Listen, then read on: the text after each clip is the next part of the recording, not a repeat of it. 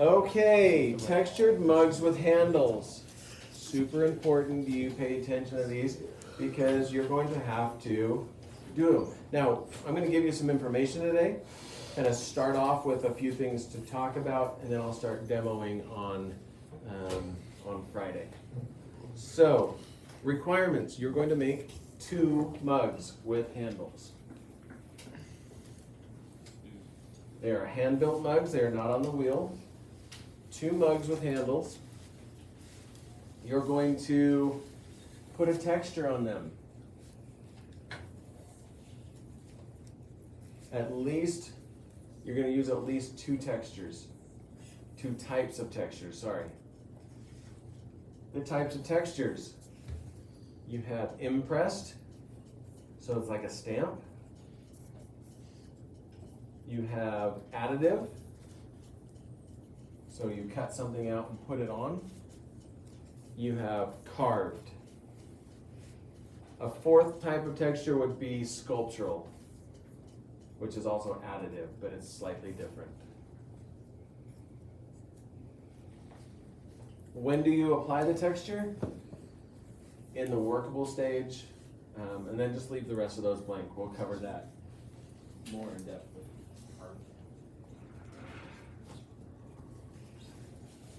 Mugs. There is a coffee mug, cylinder, hot chocolate. Okay. Small Yes. cylinder, wide cylinder. Types of mugs. Oval shaped. Oval shaped. You could make an oval shaped mug. Be sick. So we're going to use some forms, but you can also free-form things, which means you don't have a form. So the first type of mug is going to be a cylinder mug. Okay, like that. These gray ones make a good mug.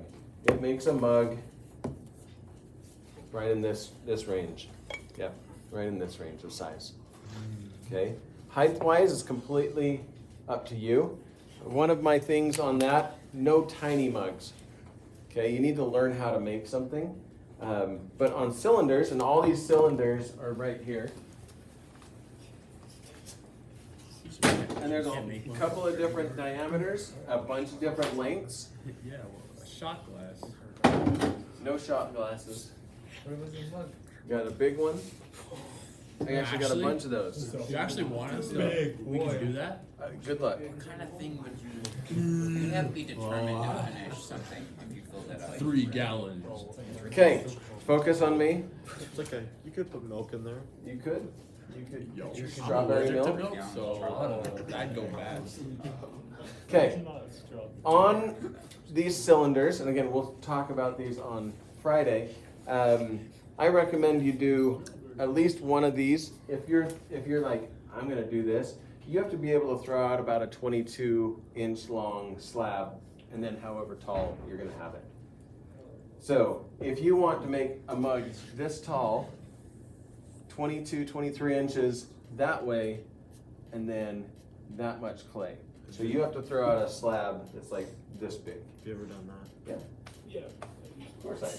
What's the biggest slab? So I have a couple of umbrella stands at home that are about this tall. So I threw out something like that. Holy crap. Okay. Like those weren't the size of the Nope, they were just hand thrown. Okay, next. Type of mug. A tapered mug. And I didn't have any with a handle, but a tapered mug is going to have a wider top and a skinnier bottom. Or some people like to reverse that. So we're going to use these here. We're going to use these as templates. So you see how it tapers from the top to the bottom? So like a tea. Or you could flip it so it tapers from the bottom to the top. Or like a beer. Like a nice root beer, you know? Yes, a nice stout root beer. Yes. Okay, so a tapered cup. Nice. All of these have to have handles. All of these have to have textures. The next one we're going to talk about is a tripod cup. Tripod cup. So tripod just means how it's sitting. We're going to create 3 feet on the bottom. Seems like a real tournament in real life. Okay. Why does that exist? What is that? Why does this exist? Because there's 3 ways it can break. Because it does. It was like this tall. Yeah, anyone who made that was just like, hi. There's 3 ways it can fall down and 3 ways You it okay won't. today? Okay. Let's see what else we're gonna cover. Okay, textures, types of textures. We talked about those, right? Yes. Okay. That's You do not have to put more than one texture on a mug. So say this one, that heart is added on, that's an additive texture. And then it has impressed stamped textures. You can do 2, or you can do 1 on one, 1 on the other. You can do 1 on one and 3 on the other. I don't really care. You are gonna have to do 2. We'll talk about embellishments a little bit, and like this heart, an additive texture is kind of an embellishment. Today on the board, when we saw that, like those little dots and the little like plates, they looked like they were like metal plates. Here, I'll just show you.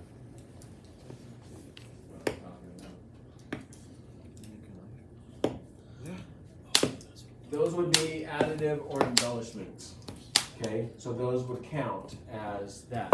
Now on handles, I'm going to show you some handles. And I try to show handles that are the easiest for you as beginners to make look good. Okay, and we will talk about how to do other stuff. But if you want to do a more in-depth handle, you're going to have to work through that on your own, although I can help you with that. So like this handle on the left is actually fairly complex to get to work. Okay, just throw that out there. Now, I wanted to show you this guy's work. I couldn't find a whole lot more other stuff, but That's good. That's his name is Got printed in time code.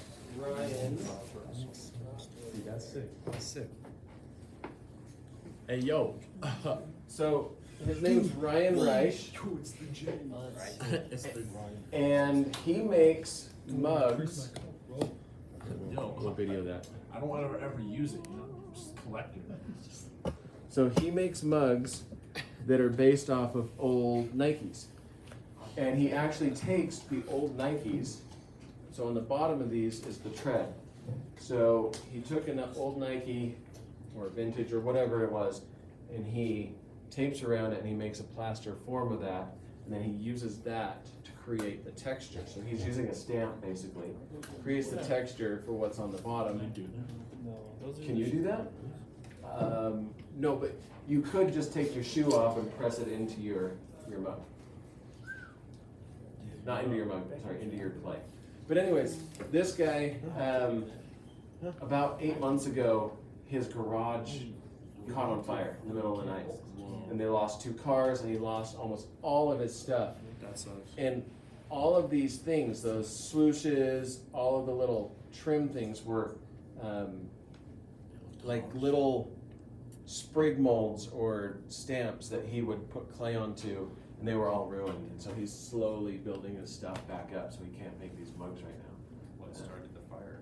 I don't know, he never said. I'm gonna guess faulty electrics for his kiln. And then Maybe he fireworks was right his next fault. It was probably his fault. He was playing. But, It was probably his fault. but maybe not. I don't know.